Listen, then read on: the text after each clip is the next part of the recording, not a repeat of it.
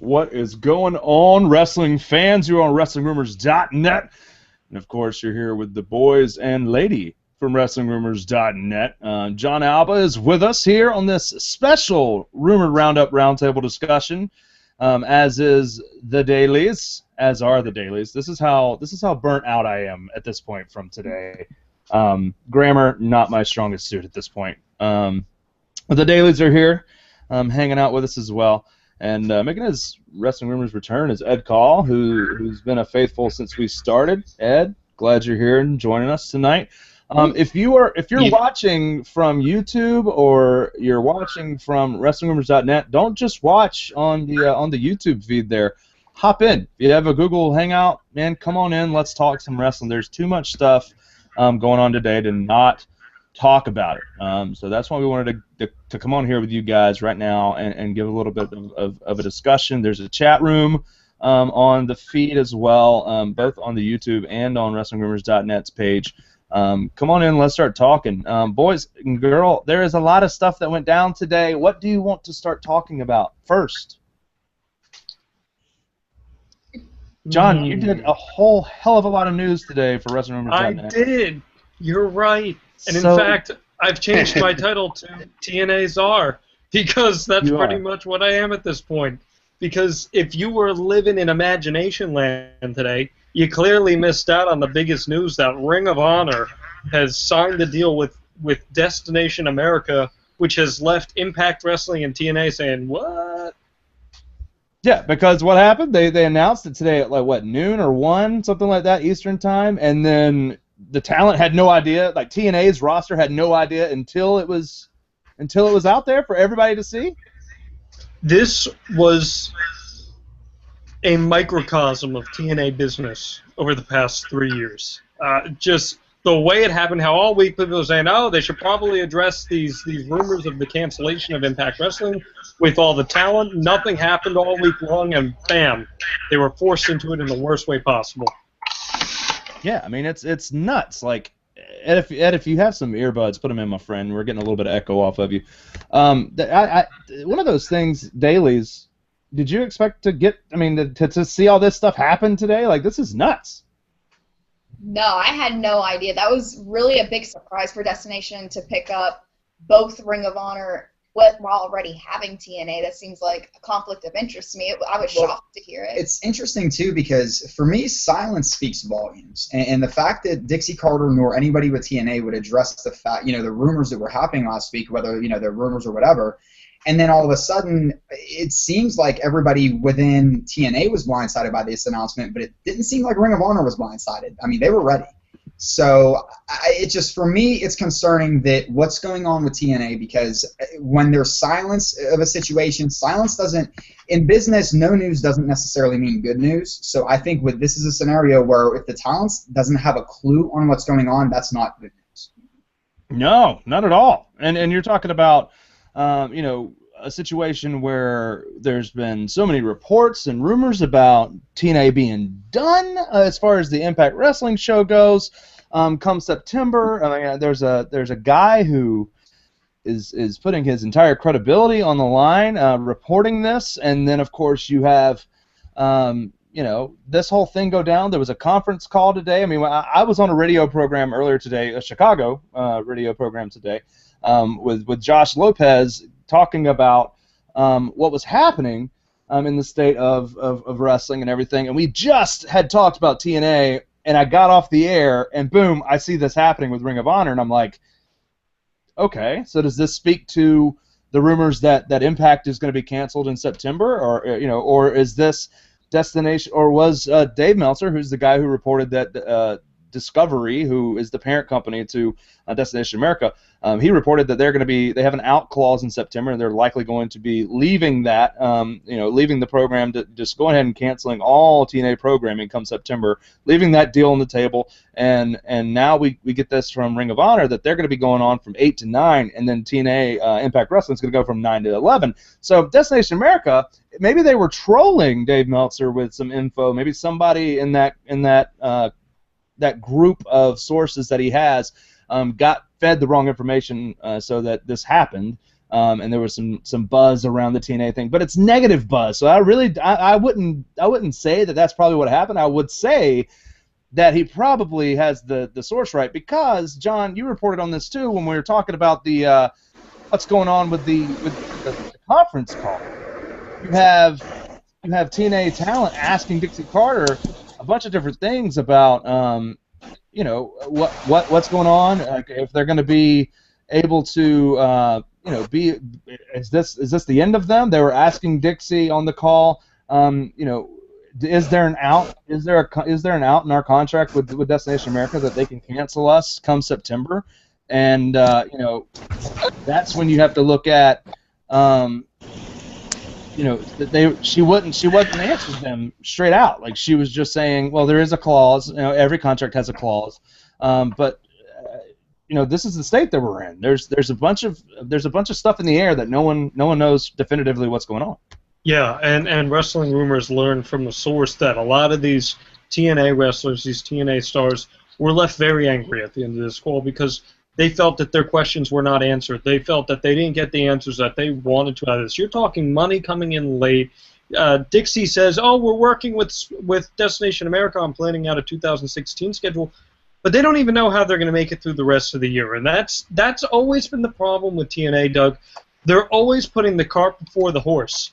And that is something that we've been seeing ever since the whole Bischoff and Hogan thing happened. It's so frustrating because you want to see this whole thing succeed. And now you could say, oh, well, this is a very cool thing they're going to do. One hand feeds the other, 2 wrestling shows back-to-back. That's how a lot of TNA talent are trying to push it off. But here's the thing. Destination America reportedly didn't tell TNA that they were doing this. Right. So there's an issue there because if you're good business partners, you're always in on what is the next move. What are you doing to help each other's brands? And if TNA was totally left out of the dark, which indications are they were on this, you're creating internal competition, and that doesn't work out well for anyone. Let me say one thing before we get to the dailies, because I know Sam's about to say something, but holy crap, that is a bunch of bull, because there's no way, absolutely no way, that Dixie Carter and the TNA heads had no idea that Ring of Honor was about to have a deal with Destination America when this deal's been in place and has been being negotiated for the last 3 months. There's no way. I guarantee you they got a memo. Somebody in that office, whoever's not getting paid, 5 weeks out, he's getting paid 5 checks at the end of the month because he's not getting paid regularly. Whoever that was decided, well, I'm just not going to tell the others. But the thing is, when you have Destination America moving your show from Friday to Wednesday, they have a game plan in motion, and that's what they were doing. They're going to move them to Wednesday so they can be on right after Ring of Honor. There's no way that TNA didn't know that was going to be going down. Sam? Yeah, I agree with everything that John just said. Just the whole them bringing on Ring of Honor and really not telling them, and it's going to be pretty much competing. There's 2 competing companies to put them on back to back. Like I said, I was just surprised because it seems like a conflict of interest to me to have Destination America be signing Ring of Honor when TNA's kind of flopping. There's all this up in the air about TNA.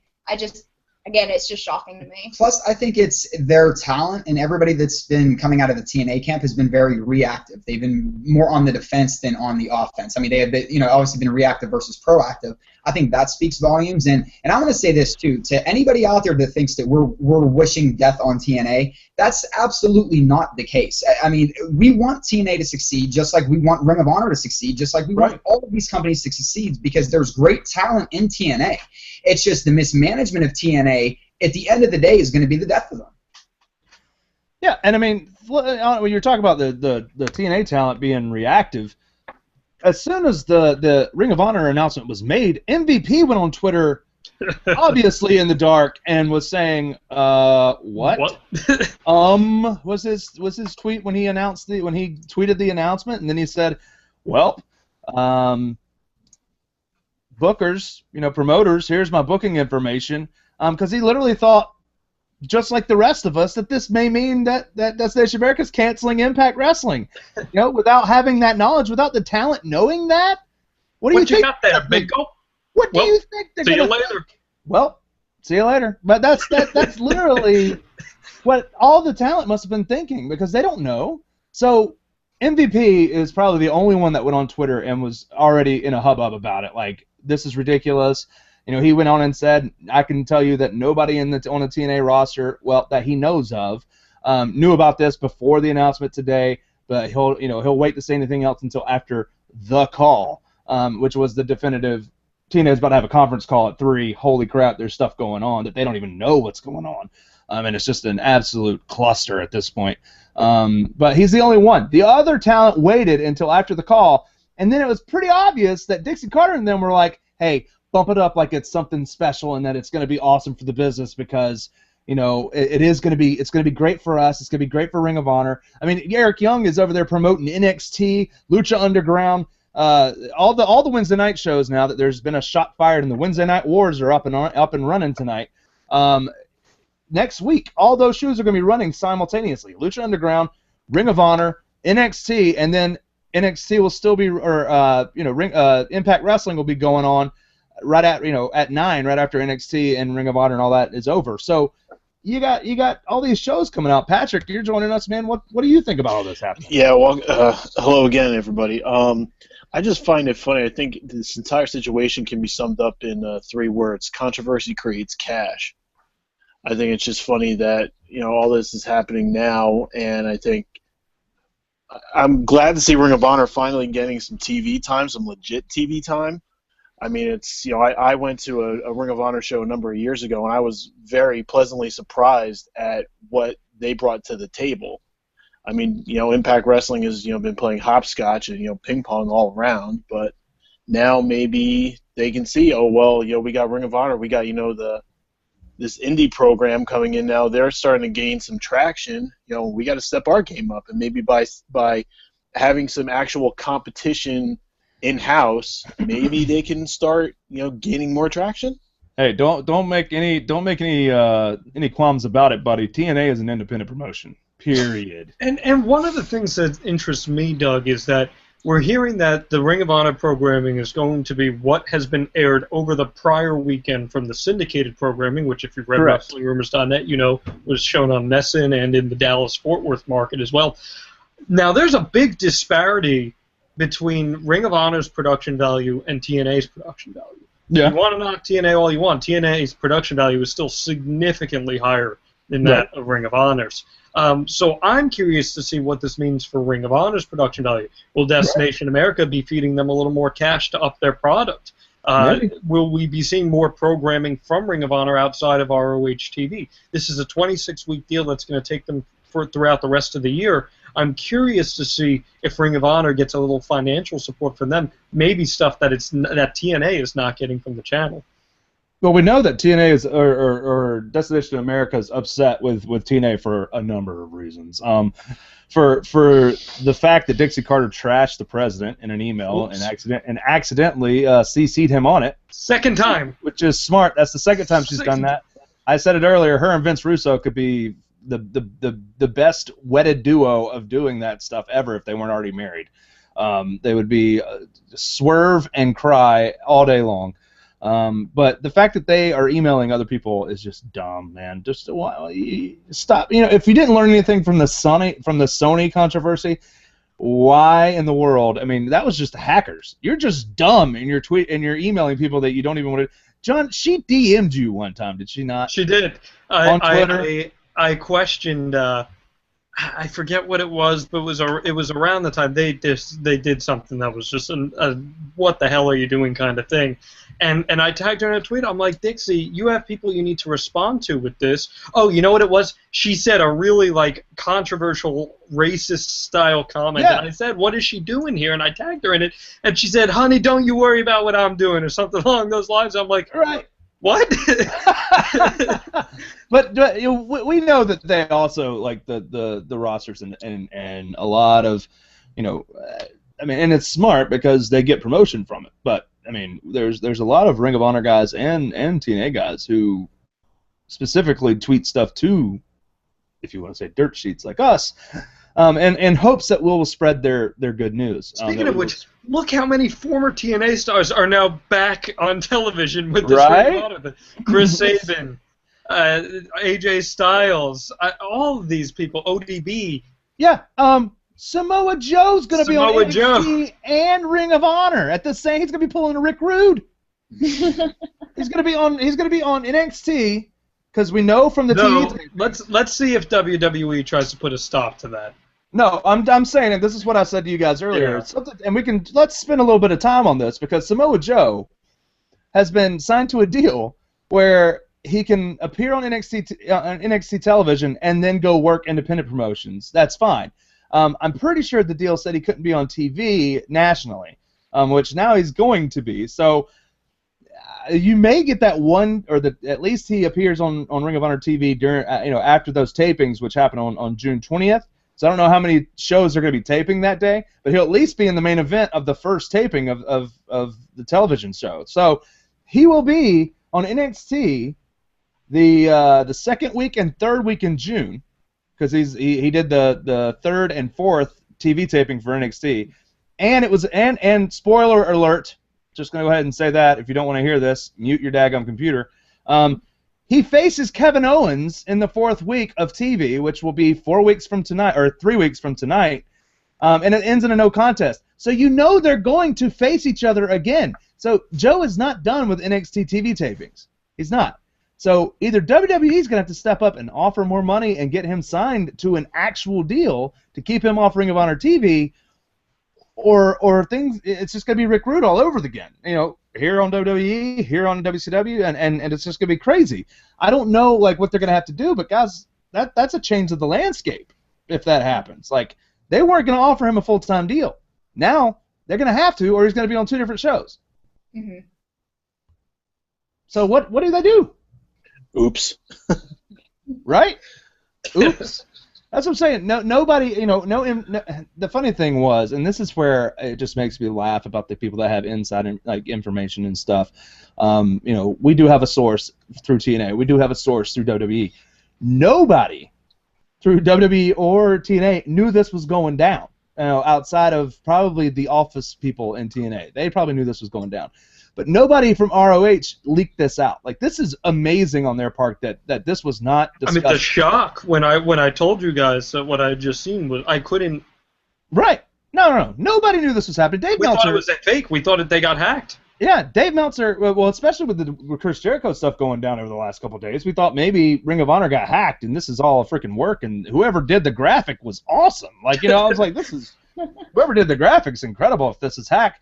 But one of the things I wanted to mention was Dave Meltzer had not brought this up at all, and so he starts digging around after the announcement's made, and on the free Wrestling Observer Radio after the conference call, he said that literally this had been in works for months. Ring of Honor and Destination America had been talking about this for months, and nobody knew. Nothing got leaked, which is awesome this day and age. P.S.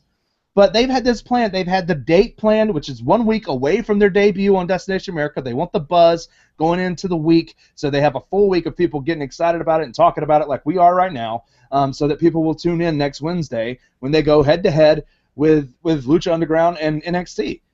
Smart on their part, but it's amazing that nothing got leaked and that the TNA roster had no idea. It's just beyond me, man. I have no idea. But WWE obviously had no idea either. And I'm kind of questioning, did the Ring of Honor talent know? Did the Ring of Honor locker room know? Here's the interesting thing, Doug. We keep talking about, it's the Wednesday Night Wars. Everything that will be airing on Wednesday nights will be pre-taped. So You're going to have spoilers out for every single one of those shows that you just mentioned, Lucha, NXT, Impact, and ROH TV. How much of an effect is that going to have? How many viewers will this add to Impact or take away from Impact? And that's what I want to know from you guys, especially the dailies. What kind of effect do you think that this has on Impact? Because there's a lot of people who think it can have a very positive impact as for using as a lead into it. Mm-hmm. But I got to be honest, if the ROH product people feel is superior, I'm not sure it's going to have that intended effect. Well, I'm already one of those people that feel the ROH stars or their storyline, just the show itself, is superior to TNA. So I can see where they're coming from with trying to grab that Ring of Honor audience because they do have such a cult following. Get that audience from them. Maybe they'll stick around to watch TNA. Maybe their numbers will go up. But I kind of fear that ROH is going to upstage TNA, and that's going to pretty much put the nail in the coffin. They're going to. ROH is a better booked program. Here's where I would be concerned about. They were saying that a big issue was advertising with TNA, correct? Now, what if these advertisers realize, you know what, we actually like Ring of Honor, we'll advertise during Ring of Honor, but don't advertise us during Impact. Then what does it do for TNA? You know what I mean? Because I think, then again, we're talking money, and if Destination America is not going to turn away money just because they want to try and keep, you know, TNA Impact, you know, on their network. I mean, if Ring of Honor is all of a sudden getting the advertising, they're getting viewership, and viewership doesn't, if it doesn't move the needle with TNA at all, it's absolutely more of a positive for Ring of Honor, and it's going to hurt TNA in the long run. It's also cheaper to advertise for a 1-hour program, too. Correct. My next point was going to be, so now Destination America is asking people to do what USA and WWE does every single Monday night, and that's watch a 3-hour block of wrestling. Now, granted, you got different stars, so maybe you'll be interested in watching this one from 8 to 9, and then seeing what's going to happen between 9 and 10. But you've got to really do something during that first hour if you're TNA to keep people, because you're probably only going to get some rollover from, you know, between 8:45 and 9:30. And one thing I'll say too is that, you know, it's always about getting the casual viewer in, right? I'm still not sold that TNA can bring the casual viewer in with a 6-sided ring. I'm sorry, a casual wrestling fan is typical. It's the squared circle. You know what I mean? It's hard for me to watch TNA sometimes just because the 6-sided ring bothers me. It really does. It's not, and I know they're trying to just be different, but that for me is like, you know, so if you have a 3-hour block, and especially if you have old school guys that are watching wrestling, they don't care about this 6-sided ring. They don't care about all the different styles of matches. They just want professional wrestling, and Ring of Honor is going to deliver that better than TNA is. You know, I gotta say, I think the in-ring product is pretty decent in TNA. I don't have a gripe with the in-ring product. I think the ROH roster is better right now. Which consists of some of the best guys from TNA. Right, exactly. A lot of former TNA guys, a lot of big up-and-comers. I think that's the advantage that ROH has over TNA. TNA has the higher production value, which does go a long way, and that can't be overlooked in any way. I will tell you what I don't want to see. I don't want to see an invasion angle or the two sides going in it together, because then you're going to saturate the product. And the question at that point is, when you have the bookings, this isn't a porno, I promise. I swear when you everything holy. When you have the cross-promotion booking, you always have the issue of, okay, who's going to come out on top? Who's going to win? Do you let an ROH guy go over a TNA guy? Do you let a TNA guy go over an ROH guy? I don't want to see any of that. I've seen a lot of people talking about that. Don't do it for the sake of doing it. Ed, are you situated? It's been a long day, man. I can't. I've had an 8-hour drive from PA to North Carolina. I don't know where my head's at. Yeah. So I spent 20 minutes trying to get my key. John, I heard what you said, actually. Just the tail end of it. I'm guessing we're talking about cross-promotion. Anytime you consider the idea of doing cross-promotion, it's basically just putting the white flag up at that point. I don't see any benefit whatsoever to TNA even thinking about trying to do this at this point. And ECW and WWE did this back in around 2000 or so, but what you have to remember is 97. Vince McMahon was, 97, and then they did it around 2000 with the Taz stuff. Yeah. And what you have to remember is that WWE was doing ECW a favor here. TNA isn't doing Ring of Honor any favors, and Ring of Honor isn't doing TNA any favors in that regard. It's good for the indie circuit as a whole, but when you're trying to say, oh, we're better than this, we have a 2-hour program, you have a 1-hour program, that doesn't help anybody. But you know what? I totally believe that this is going to happen. Oh, yeah. Destination America is the one that's going to make the call in there. I mean, look at the call with TNA and Bellator on Spike. Yep. That happened. I mean, when you're bringing in your MMA guys that do nothing as far as professional wrestling goes, and cannot adapt. You know, Bobby Lashley's the difference maker in that, but the rest of them, it was atrocious. It was a train wreck every single time they tried to cross promote that way. But I totally agree. I think at some point you're going to see that. Now, you know, one of the reasons Destination America has had it with TNA is that they had a list of guys that they wanted to see pushed, and they didn't do it. And so they're mad at that. You know, Mike Tenay's show was only on for how many weeks before they canceled that? Because They didn't feel like that was working out for them TNA either. had close to 20 hours of programming a week on Right. Destination America, and Now that they have dropped 2 significantly. I mean, here's well, no, I'm sorry, Doug. Can I just ask you this? Is Dixie Carter better off trying to bring in someone else as sort of like a filter for her relationship with Destination America, or is TNA's ship pretty much on fire at this That's point? what they brought Billy Corgan in to do.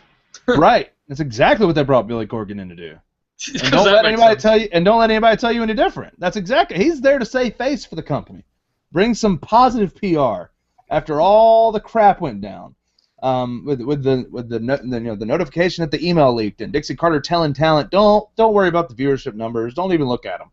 And they're sitting there going, well, is there an out? Like, can they cancel us? You know, because you just canceled our overseas tour of China, which now I'm gonna have to find more work somewhere else. And you're also talking about our TV show maybe being canceled, and you're not paying me on time. There's issues. And then they're all having to try to, and they're all having to try to save face on Twitter, except for MVP, who just doesn't care apparently. I mean, he did say the N-word on TV the other week. I don't know. Oh my God, I couldn't believe they got away with that That one. couldn't have gone over well with Destination America. No, he Booker T'd it like crazy, son. The Booker T's was accidental. This was not. Oh no, it was totally done on purpose. Yeah, I mean, it wasn't an accidental slip, not at all. This one was bad, though. Yeah, no, it was. It was really bad, and that's the. I mean, think about the landscape of stuff too. When we were talking about Samoa Joe being on one program and being on the other, Global Force Wrestling is about to, at the same time, tape some TV shows. The Young Bucks are on Ring of Honor TV, and they're going to be on Global Force Wrestling TV. Now, if Destination America picks up Global Force, oh, they go on from 7 to 8. Oh, there's it's a no way they 4-hour get it. block. well, the news today was that Destination America wants to brand itself as the premier place, or pun intended, the premier destination for all of wrestling. And if you had one channel with the 3 biggest indie companies in the world right now, outside of New Japan, I don't know. Yeah, but let's be honest. Global Force and Ring of Honor are taking the American New Japan stars and bringing them here. Global Force has one of the biggest Japanese stars. Mm-hmm.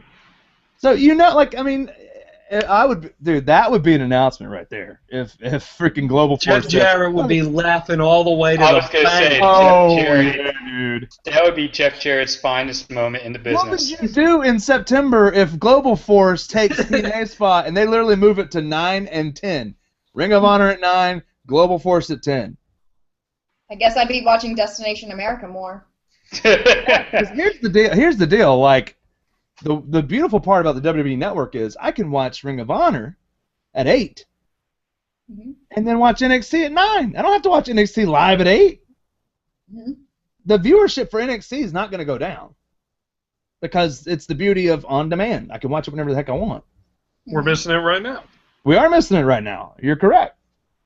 But I can watch it when I get off of here. So I don't care about that. The funny thing is, when a lot of people were talking about what I saw on Twitter, like, ooh, it's gonna mess up NXT. I'm like, no, it's not. Like, it's not at all. Like, NXT is the hottest indie brand out right now. All the house shows that they're doing are selling out. Taz even said that today too. Taz is like, listen, I'm stoked for Ring of Honor, I'm stoked for Lucha, I'm stoked for TNA.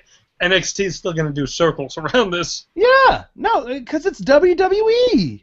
Plus, NXT is a self-fed machine at this point. Right. Exactly ROH right. is getting good exposure off this. That's the only thing that they really need at this point. Oh, And win-win as long as they all get the way that. around for ROH. They lose absolutely nothing with this. Oh yeah, totally. Even if Destination America finds some way to screw it up, they're getting some exposure and they're getting match time. That's all they need. They don't need the angles.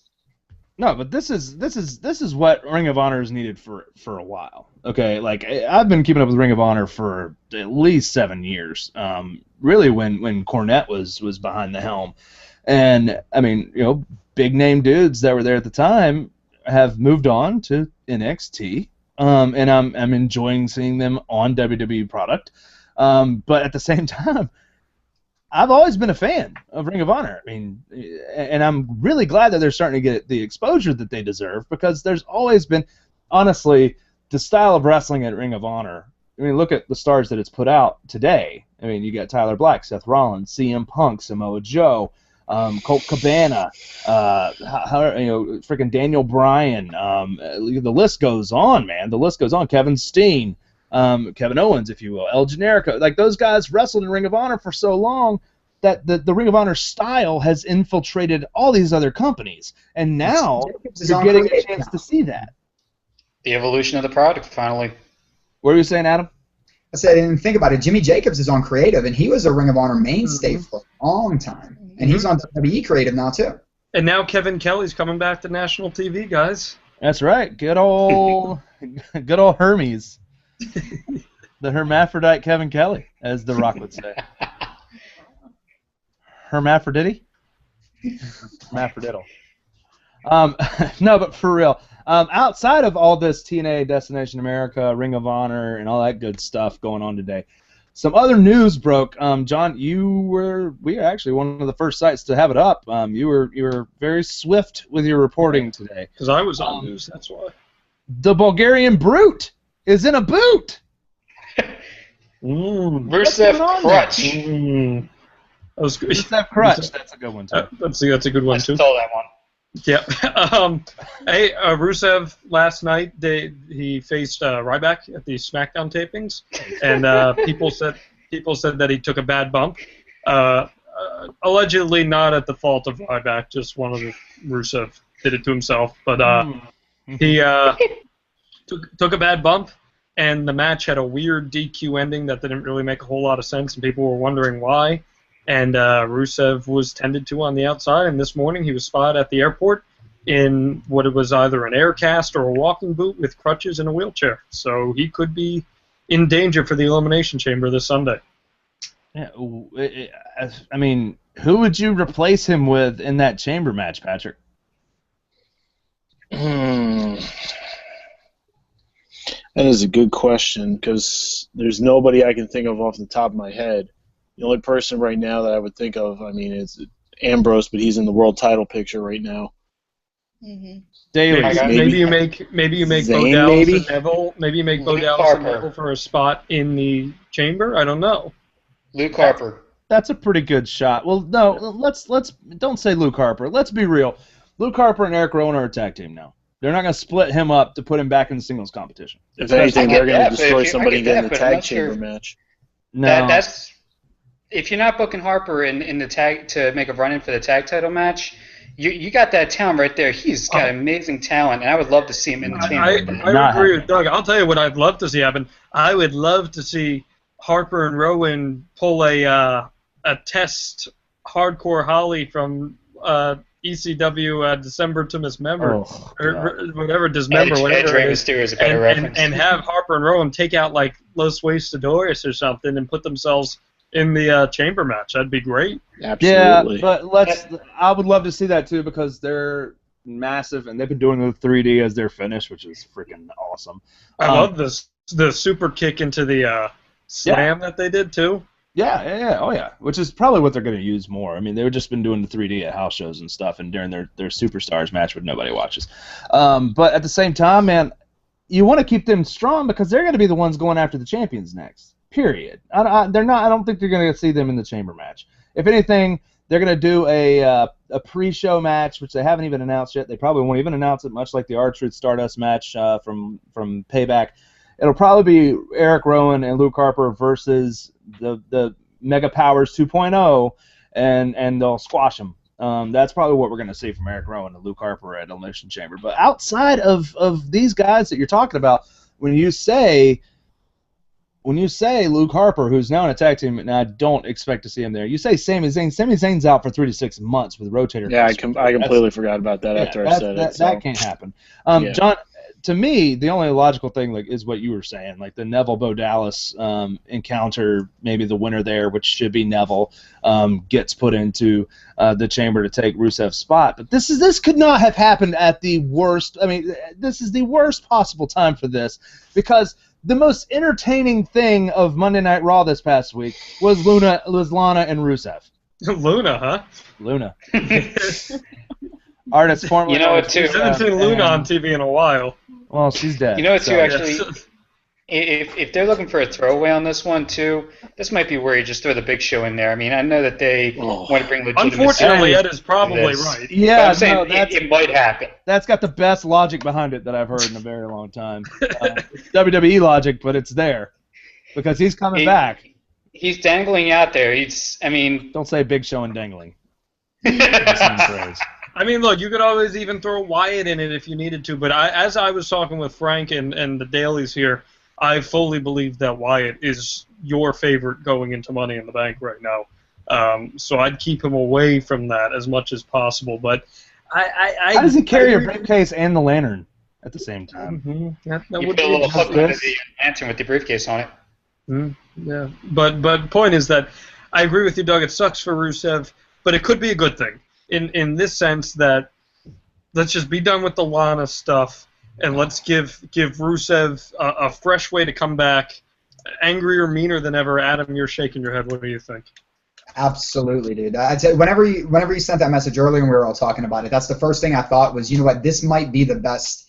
I don't want to say the best thing for Rusev because we've been entertained by this storyline so much, but in a way, it's gonna be rough for Rusev, I think, regardless after this split, or at least it's gonna be a little bit awkward. This would be one of those injuries where it would take that awkwardness out. You can bring him back as this brute force, have him go on an undefeated streak again, this time without Lana, and then you can book him appropriately that way. John, I think you're absolutely right with that.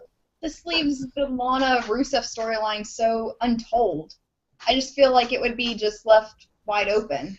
They could tie strings up pretty quick. They can tie strings up, but it just wouldn't be. I mean, how much more can you do, Sam? She's already split from him. The only thing you could do is reveal she's American at this point. I can come up with some stuff. Don't tempt me. I can come up with some stuff.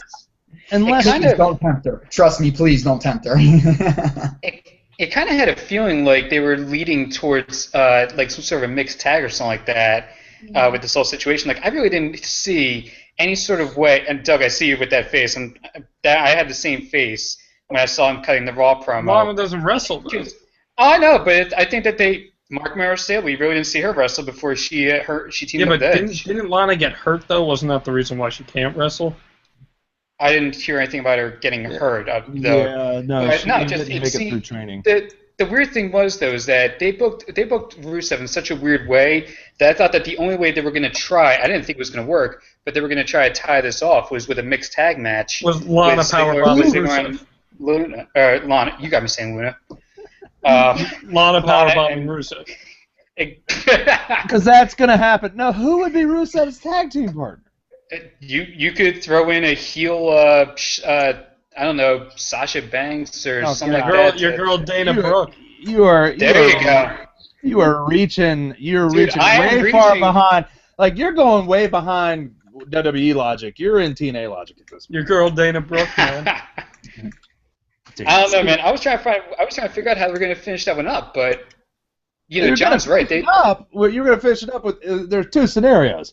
Either Lana uses Dolph Ziggler to get at Rusev to the point where Rusev snaps, and at the point you get Rusev's a freaking beast, and Lana reveals that she's American and whatever, blah blah blah, with this whole Hollywood, Florida guy that doesn't care that they shot themselves in the foot with that whole scenario in the first place, because Dolph Ziggler literally said, "Hey, look, I know what you're trying to do.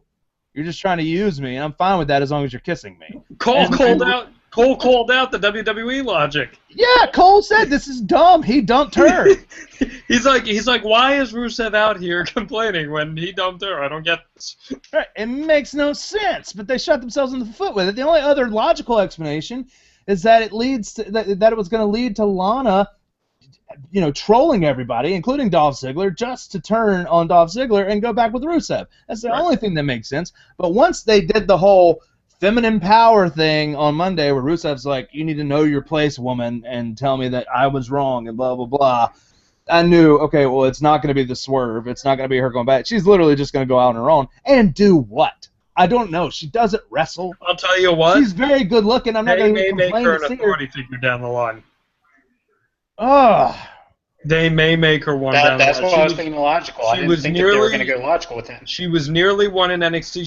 She was Dusty Rhodes' assistant as her original gimmick, if I'm not mistaken. Yes. And then they changed that and made her Russian. But I think that is the end game. They want her to be what AJ couldn't be as that kind of powerful authority figure that females can get behind, that anyone can get behind. I can get behind. But everyone could get behind. Yeah, of course. Frank could really get behind. He could put his face in her behind. I think I don't know. I don't know. I still think this is. Even though I did say in our messages earlier, I said this could be either the greatest thing for Rusev or the worst thing. I'm with Sam on this, and I think there's got to be an end to this story, and they've got to finish it up instead of just sending him off with an injury. Maybe he takes a bunch of meds and they shoot his ankle up, and he gets in there and wrestles at Elimination Chamber, and they use the chamber as the means of him being injured. Yeah. To write him off for a while, and that's the end of it. Maybe she leaves with him, or maybe she doesn't leave with him. It's going to be one of the two, but they've got to wrap it up before he leaves for a few months. Whatever it is, if it's just a sprain, he'll be out for a month and a half. If it's something worse, then it could be. It may be nothing. Could be nothing. Could just be Could be contusion. Yeah, I mean, we'll see what happens. We're going to keep you guys updated on that as more details become available. Some other stuff that I want to hit on before we get out of here. There's a lot of stuff, especially Sami Zayn. There's a lot of injuries, man. Sami Zayn being gone for 3 to 6 months, and Hideo being gone for 6 to 8 months. If Rusev's gone, that's another one going on. With Kevin Owens given a promo like the one he's going to do on TV tomorrow night, where he literally says, I've been on the main roster for 2 weeks now, and blah, blah, blah, blah, blah. Spoiler alert. He's going to say that tomorrow night. Do you think maybe it's time to, with the main roster needing a big heel, do we see him appearing on both shows more? Having him on the main roster and in NXT? I find that so hard to do, to have him on both, just because I don't know, just because it just seems so weird to me. I mean, they could, but I think another variable is going to be if he's going to be in a feud with Samoa Joe, and Samoa Joe's going to be appearing on Ring of Honor television. Do you really want Kevin Owens on the main roster and on NXT while he's feuding with Samoa Joe, who Samoa Joe's in Ring of Honor, and now the guy that Kevin Owens is going to be on NXT and potentially, the main roster could be feuding and or losing and or having these no contests with somebody that's on Ring of Honor TV. Right. Well, the good news is the main event of his first TV taping is a tag match, so Joe doesn't have to lose. It's going to be Kazarian and Daniels versus AJ Styles and Samoa Joe, which will be a phenomenal match. No pun intended. But, I mean, it's one of those questions, with him saying that, he has been... I swear to you, I'm so happy that they're getting rid of the WWE app and the whole second experience thing, but I'm so happy that they're still putting the backstage interviews and promos of stuff on the WWE.com, at least for me to see, because Kevin Owens is killing it every single time he does a backstage interview with Renee Young. The chemistry with him and Renee is amazing, and he is killing it. That segment that he did before the NXT tapings that they put on WWE.com today, where he's talking about Elimination Chamber. They're talking about, being the fact that he has, he's talking about why he's going after John Cena, that he's the real champ. The real champ is here. That he's not going to allow. He's still driving home the fact that he's not going to let John Cena take credit for the injury that he caused. It's just such good old school heel stuff. That I love. He even called it John Cena Land. Everybody's been talking about John Cena. When I was in the other place, and he's talking about Ring of Honor, which there's another throwaway. I was John Cena. Like he said, I was John Cena. I was the guy that everybody looked up to. So I'm gonna establish that here, and we're gonna be done with John Cena Land. It makes me want to see him on everything. Well, it makes it more compelling. I wish they'd throw these interviews on TV. And I think it's very clear that the ultimate game plan is not to have Kevin Owens in NXT very long. I mean, from the moment that he debuted, I think that was very clear when he attacked Sami Zayn and established, I'm going to be the NXT champion, and then a couple months later he was. And you don't see that happen with most NXT guys. Even look at Balor. Look at Zayn, for crying out loud, established talents who had to go through the motions and had to do it all before they could even remotely come close to touching the title. This guy was given the title like that. And that says to me that they're tremendously high on his accolades. He doesn't have the traditional look, which may be hard for some fans at first, Russo, but and Cornette. But the main idea here is that when this guy talks, I listen. And you believe him. That doesn't happen very often. The guy's great in the ring, but I could listen to him talk uninterrupted for 2 hours and be fine. And it's honestly, it's the same kind of thing that connects you to Daniel Bryan. He's a normal dude. He doesn't look like John Cena, and he's going in there and just destroying people. He doesn't look like Brock Lesnar, but he's just going in there and destroying people. He is just a ravenous badass who talks to you like a nice Canadian. You know, it's something. He's like politely an asshole. Correct, and it's an awesome character. It really is. He's just, I mean, he goes out there and he says, "I haven't lied about anything. I've just been me. And you can either like me or hate me. I don't care. I'm here to do what I got to do for my family." And the guy is that character will be on top. Period. I don't care if it's heel or face. That character will be on top because the fans can connect to him because he's normal. He's like a normal dude.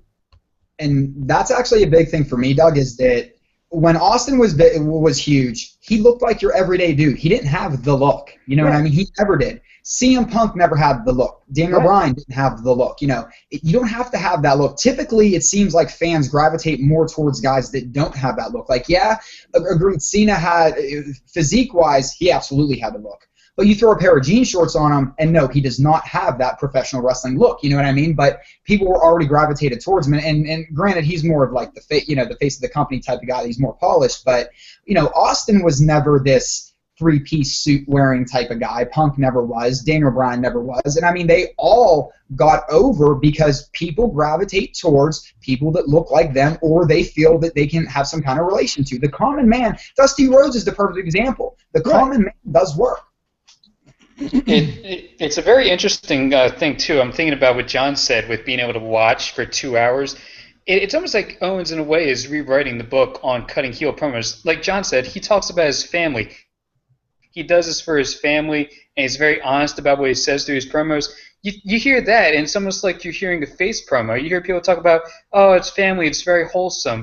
But you're hearing a guy being very brutally honest in the midst of integrating those very wholesome values, and it's a very interesting thing to hear from Owens anytime he speaks.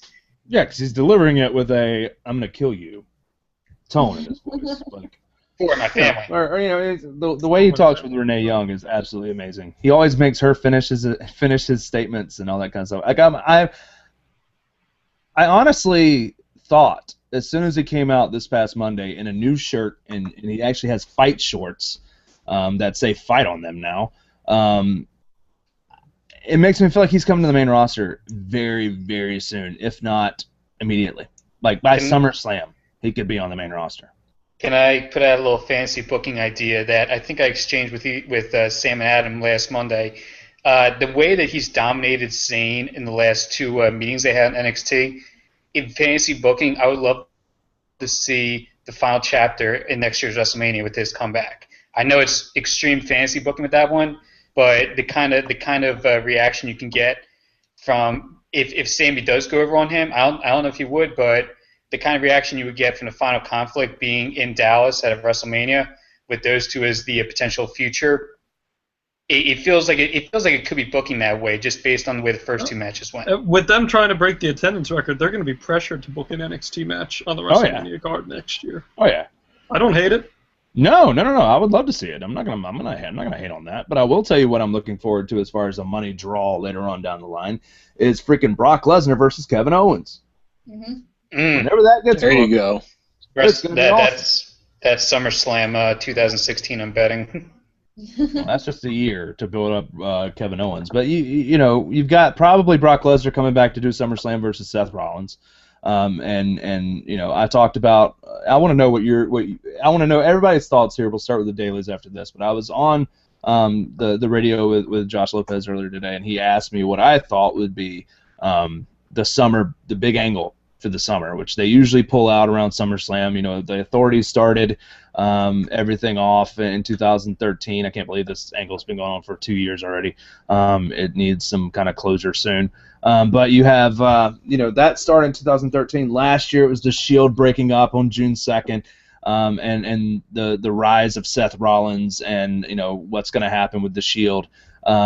Now, coming around again, I think it's going to revolve around the Shield and the Authority still. But for me, I think the big summer angle should be, everybody keeps talking about, is Dean Ambrose going to turn heel this Sunday or soon?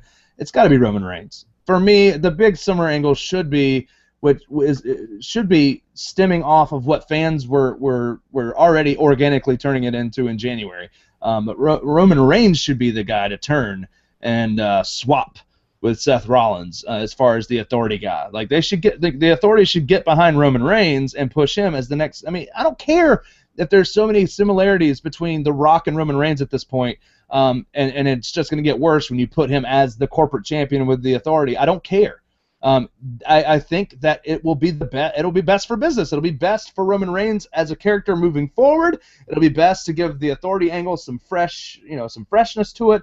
Fans are already cheering for Seth Rollins until he starts talking, and then they do the "You Sold Out" and now the whole Justin Bieber thing, which is just beyond me at this point. But they're still doing it. Dailies, what do you think the big summer angle should be? Because for me, I think it's Roman Reigns going heel and with the Authority. I agree with you. I think it should be Roman Reigns turning heel because I think that would be the best plan. But I can actually see them going with the Authority turning face and then turning on Seth Rollins with him continuing to and having the Authority itself become face. Yeah, that's drastic. My thing is that I think that for me, I think what would be the ultimate payoff for me is you have another triple threat. It's Reigns, Rollins, and Lesnar. It's SummerSlam.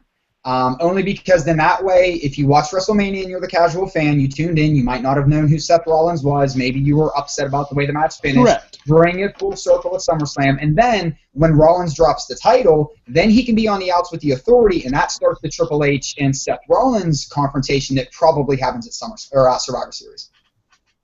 What do you think there, Ed? I'll go save money, and I'll say Reigns turning heel. It makes the most sense. Although I just can't resolve how he turns with the Authority on that one. The Authority turning face is actually an interesting idea, if only because we're in the reality era and people are so far in the know that they know about all the good deeds that Steph and the Helmsleys do, Helmsley's reaction with the Divas and all that. So, I mean, it's an interesting way to actually look at things going forward. But Reigns going heel probably on his own, but I don't know. I mean, I would love to see him go heel and actually bring in Heyman as well, and maybe you get Reigns and Lesnar, and we have the double turn in a longer program. John Boy. Kane starts a faction of weird superstars where he becomes Carney King.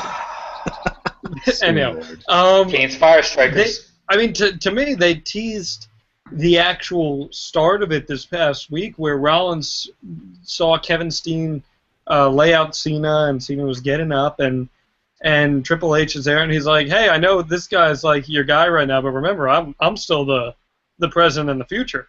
I thought that was planting the seeds right there. Right. Between what they're going to do with things, and whether it involves Owens or not is one thing, but the fact that it's going to start this Seth Rollins dissension, they have him using the pedigree, it's going to be something that breaks Seth Rollins away. I'm curious if that comes after SummerSlam when they bring resolution to this Lesnar, Reigns, Rollins thing, and maybe that's where you turn Reigns at SummerSlam if that's the route that you choose to go. I'll tell you what I would love to see. I would love to see something cool happen with the NXT crew, not the Nexus 2.0 per se, but if you start getting more NXT prominence on the main roster and maybe build towards something like that, I would love to see that.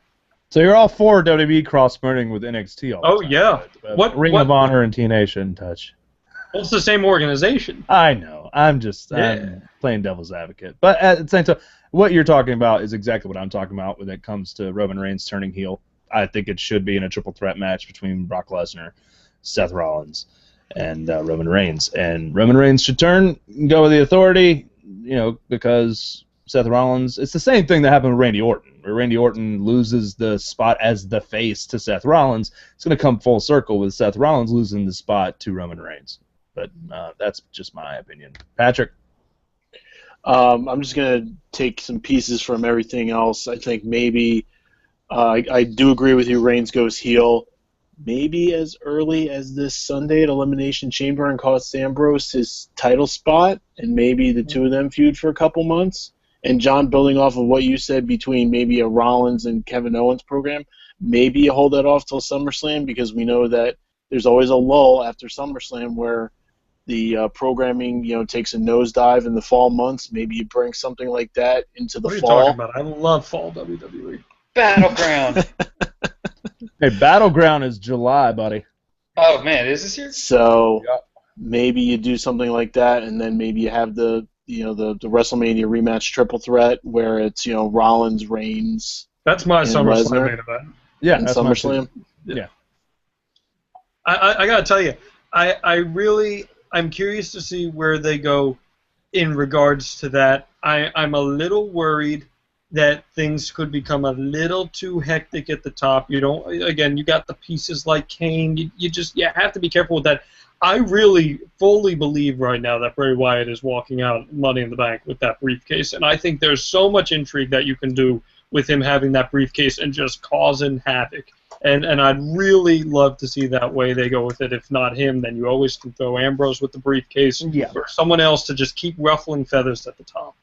Yeah, I would love to see Bray Wyatt do that, but as I've said 90,000 times, seeing Bray Wyatt with the Money in the Bank briefcase is just weird, and he doesn't need it. But he doesn't have anything else to do, and if you just give him, it's just even more mystery to his character. Oh, when is this guy going to strike? And I just think there's so much to that. How do they not, we can talk about this, how do they not have anything for Bray Wyatt right now? It is amazing to me that they have nothing for him. I agree to that because you heard me on our show 2 or 3 weeks ago get passionate about it, and Chris Cash called me out on it. He is one of the most interesting characters that they've come across in the last 3 or 4 years. How do they have not nothing? 10, and they're not doing anything with him. He's wrestling Ryhack. He's not even wrestling Ryhack. He's not doing anything. But he will be wrestling Ryhack. Feels like he should be involved in a title picture somewhere. And so you put the briefcase on him.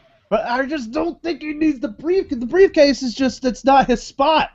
I agree with you. He doesn't need the briefcase. He takes Right. the title spot. To make him, he's bigger than all that. He doesn't need it. For me, I don't see why Reigns doesn't win the briefcase and we end up with an eye for an eye type situation. It's Ambrose, Reigns, and Wyatt are your top 3 to win the briefcase, in my opinion. I had Rusev, but who knows what's going to go on with that. Yeah, to me, that's your top 3 right there. I still say it's going to be Ambrose or Reigns, and we get the Shield triple threat at WrestleMania 30. I mean, that's the book. That's the dream booking scenario. You want that to happen. Everyone. Well, you have all the other happen. main guys are already tied up in bouts.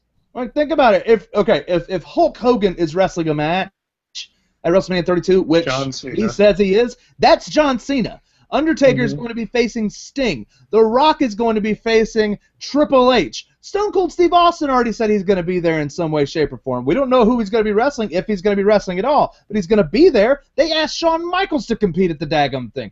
The big name guys that have been around for a while are already taken up. So you got to do something huge with the title with these newer guys that you're trying to establish as the stars. And holy crap, if you don't look at what they've done over the last 2 years, the Shield has been huge. They're the top 3 biggest stars that they've made and that they're still trying to make over the last 3 years. It's got to be that. What else main event would you do? I mean, something with Brock Lesnar?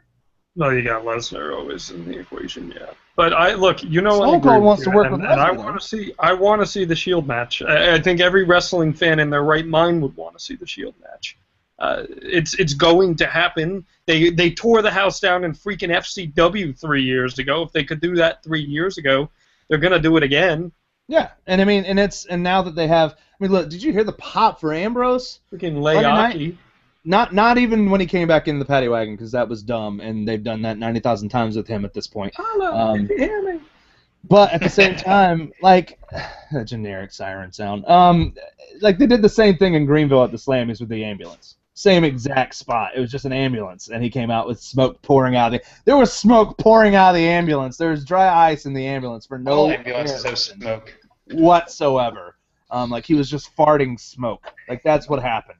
But spent too much time with RVD. He's done this again, and so they did it again and said, okay, this is cool. Let's run with it. Just like they used the same spots in the John Cena Rusev match at Extreme Rules that had been done 90,000 times with John Cena. I think it has to happen for the Money in the Bank. You gotta go Ambrose or Reigns. I don't see Wyatt. I would love Wyatt to be in a prominent position on the card. I just don't see Wyatt carrying a briefcase. That just, to me, even just saying Wyatt carrying a briefcase is dumb. I think they might go out of left field and they might go beyond WrestleMania with the next cash-in. So that's why I don't know that there's something in the mid card right now that I think that they might push with Money in the Bank. I mean, they're going to have the Shield. They're going to have the not that far left field. But I mean, there's something. The Shield's going to be tied up in title matches in one way or another over the next 8 months. I mean, it kind of feels like they're going to go beyond WrestleMania. They did WrestleMania with the cash-in this year. I kind of get the feeling they're not going to want to do it 2 years in a row, even with the Cowboys Stadium record they're going for. I'll tell you, they got 3 dark matches. Or 3 dark horses, 3 dark horses for that Money in the Bank. The obvious choices are Reigns or Ambrose. And if you want to throw Wyatt in there, you can, John. That's fine. But the 3 dark horses, King Barrett, they have yet to crown a Brit WWE champion. That hasn't happened, and he just loses to R-Truth routinely, that's all. Hey, but it doesn't matter. He's a heel. He's supposed to lose. That's the thing, too. Everybody on there, he loses all the time. He's a heel. Yeah, He's supposed to lose. He doesn't have a title. The losses just they just come out of left field and make no sense at all. But I know. At least give the losses to people who make sense. R-Truth gets squashed on Monday, and then bam, win over the King of the Ring on SmackDown. So it is what it is. The WWE logic makes 0 sense. That's what it does. 3 dark horses. Honestly. King Barrett, King Barrett, who on Renee Young's Unfiltered show is now referring to himself as Sir. I can't even get it out. I don't even remember what it was now. I lost it when I watched it earlier though. It's like Sir Bad News of Barretting, or like Sir Bad News of Barrett. That's what it is. Sir Bad News of Barrett. So Sir Bad News of Barrett. Stardust, honestly, he's going to be in that match, period. They love putting him in the ladder matches because Cody Rhodes can work like a freaking champ. Cody Rhodes Benjamin. And Kevin Owens is your other dark horse. If he shows up in that match, I would not be surprised if he walks away with the briefcase. I'll give you a 4th, and just because when they set this one up, we had the feeling like they were going to push it a little harder, but the first match that they were in was a loss. I'll put out right now, Damian Sandow. I think that they're gonna hit the reset on him, and I think they're gonna hit the reset on Sandow. I wish. I wish they would do the Stardust. To be honest with you, Stardust. I would have beat that reset button until it was broken. They had their chance with Cody Rhodes to win the Money in the Bank, and they gave it to Damian Sandow instead, and that didn't.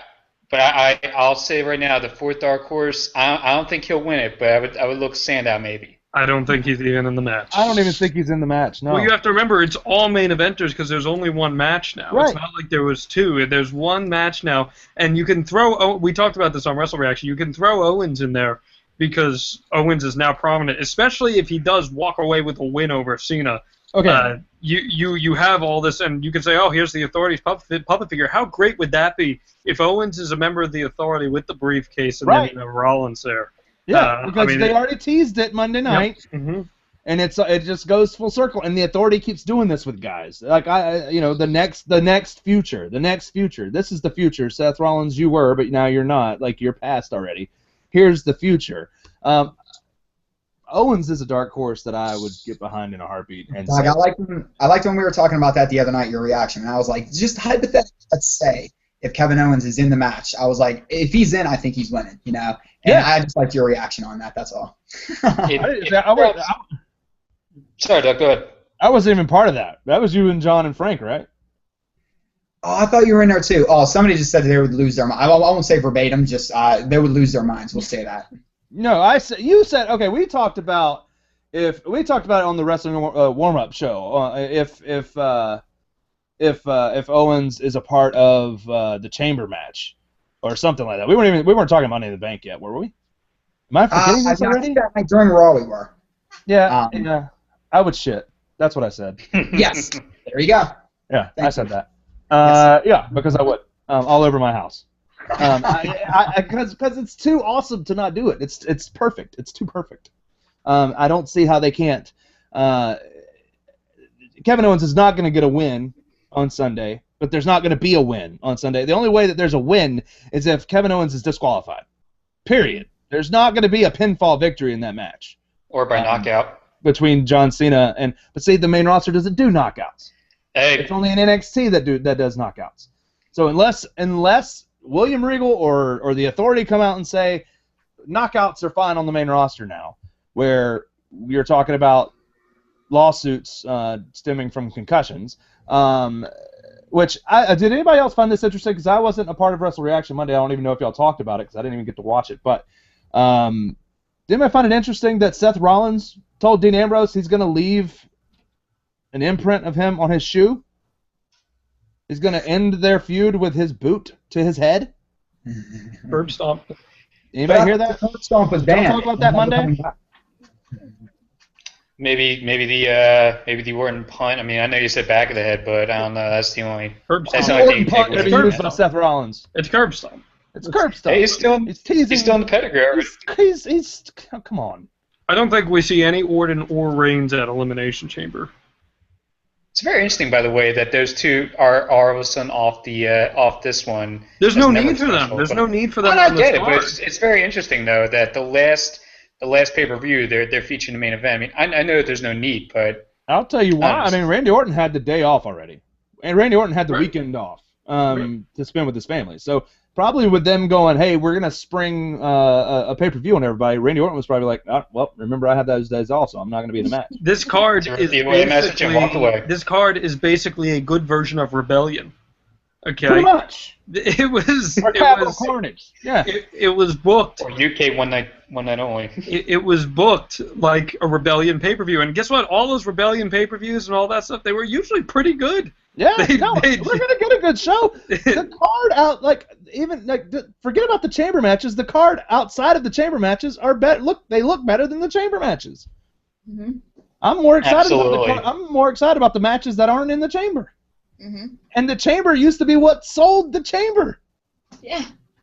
Sam, I know that you talked about it on your post show after Raw. Like you're all about the Elimination Chamber match. It's like your favorite match, right?